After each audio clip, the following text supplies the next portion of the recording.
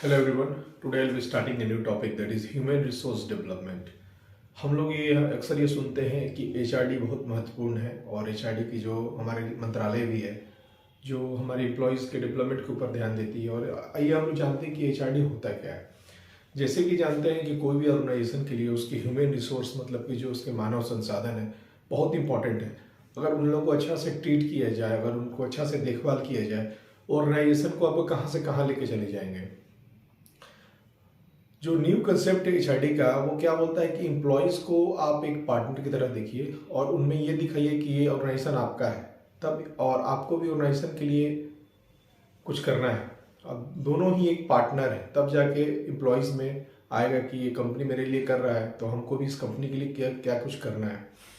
तो आइए जानते हैं कि एचआरडी का डिफिनेशन क्या होता है। HRD is a positive concept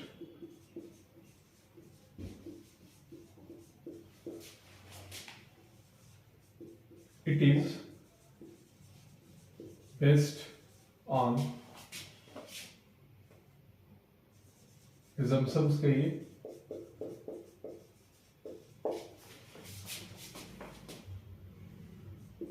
that investment in human resource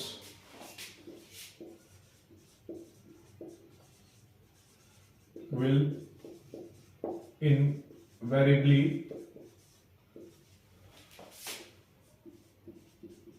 brings about based on assumption investment in the human resource substantial benefits to an organization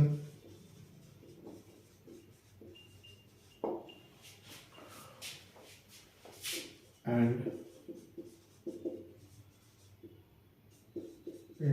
its employees, और इसमें ये भी डाल सकते हैं सोसाइटी एट लार्ज।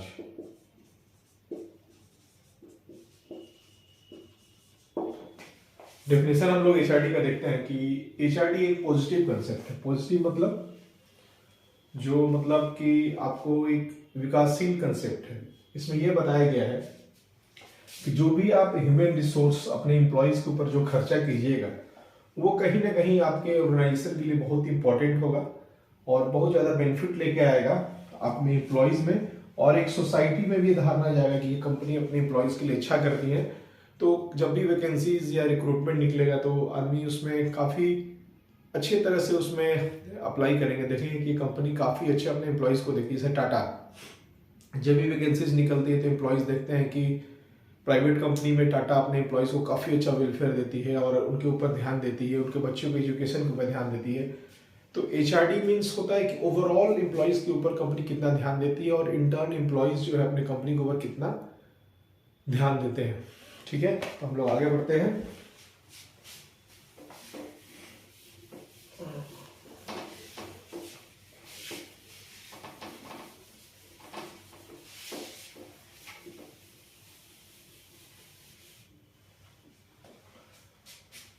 अगर हम उसको शॉर्ट में देखेंगे कि एचआरडी जो होता है वो उसका मेन मोटो क्या है कि वो एम्प्लॉयज़ में एक ऐसा कॉम्पिटेंसी डेवलप कर दे कि जो भी अपना वो जो काम कर रहे हैं वो बढ़िया से कर पाए और अपना बेस्ट दे पाए। एचआरडी क्या क्या डेवलप करने का एम रखता है, एम्स टू डेवलप। एचआरडी जो है क्या क्या वो कोशिश करता है कि क्या क्या डेवलप हो एम्प्लॉयज़ में। पहला है to improve the competency of employees की जो competency है उसको improve करे।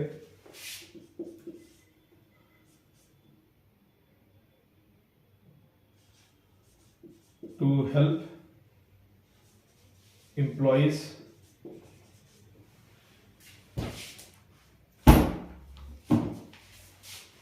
build good relation with senior,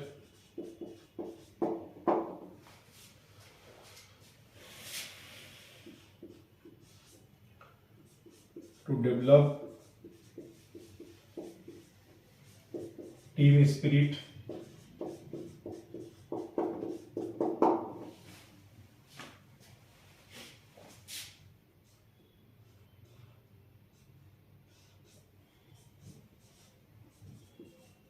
to develop sense of belongingness। जो एचआरडी होता है वो एम क्या करता है कि ये सब चीज़ एम्प्लॉयज़ का इम्प्रूव हो, कि जैसे कि उनका कॉम्पिटेंसी लेवल हमेशा हाई रहे, कि जैसे कोई हमेशा एक नया नया स्किल सीखते रहे, कि जब भी किसी कंपनी में कोई भी रिक्वायरमेंट आया वो तुरंत वो काम कर सके। क्रॉस फंक्शनल ट्रेनिंग उनको दी जाती है, रोटेशनल ट्रेनिंग दी जाती है, कि अगर पर्टिकुलर एम्प्लॉयज़ नहीं आए उस दिन तो वो फिर से वो काम कर सकें। एम्प्लॉयज़ को दिया जाता है कि इसमें डेवलप करें कि अपने जो सीनियर्स हैं उनसे किस तरह से उनका रिलेशंस रहे, उनके साथ डायनेटिक रिलेशंस रहे और अच्छे तरह से एक दूसरे से पेश आए। तीसरा है कि एम्प्लॉयज़ में टीम स्पिरिट का भावना हो, जिसमें एकता में जैसे बोला जाता है कि बल होता है, उस तरह एम्प्लॉयज़ में टीम स्पिरिट हो कि ये हमको करना है और रिजल्ट को टारगेट को अचीव करना है। और ये है कि एम्प्लॉयज़ में एक ऐसा सेंस डेवलप हो कि ये कंपनी हमारा है और उसके लिए वो काम करें। तो एचआरडी बेसिकली जो आपने ये देखा कि ये एचआरडी मतलब ये प्लान्ड ये है, मतलब चेंज है। इसमें बताया जाता है कि एम्प्लॉयज़ को ऐसे काम करना है, आपको इस तरह मुड़ना है, आपको इस तरह काम करना है जिससे ऑर्गेनाइजेशन और भी इफेक्टिव हो। हमेशा नया नया इसमें इंटरवेंशंस लाना है एम्प्लॉयज़ को इम्प्रूवमेंट के लिए।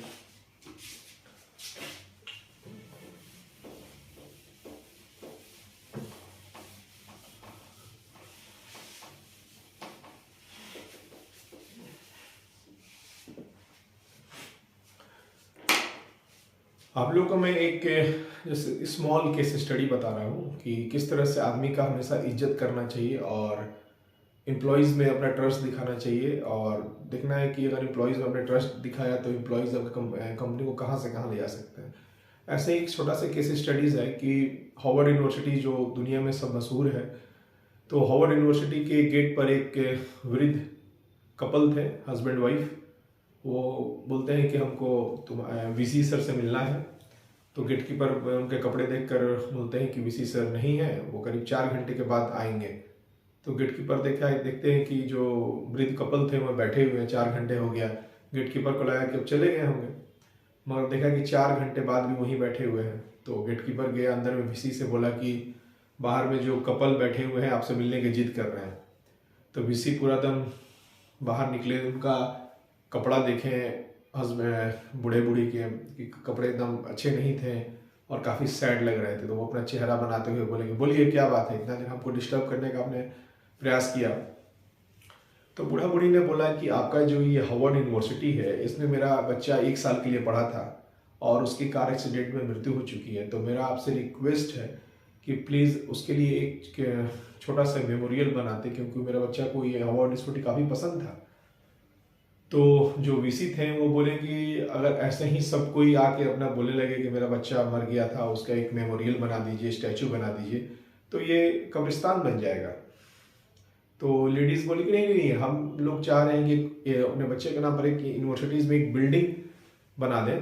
तो वीसी बोले कि नहीं नहीं नहीं, आप जानते हैं कि ये बिल्डिंग बनाने में क्या कॉस्ट आता है, आप लोग बना पाइएगा। तो लेडी पूछी कि क्या कॉस्ट आएगा, तो बोले कि ये समथिंग 50 करोड़ कॉस्ट आएगा।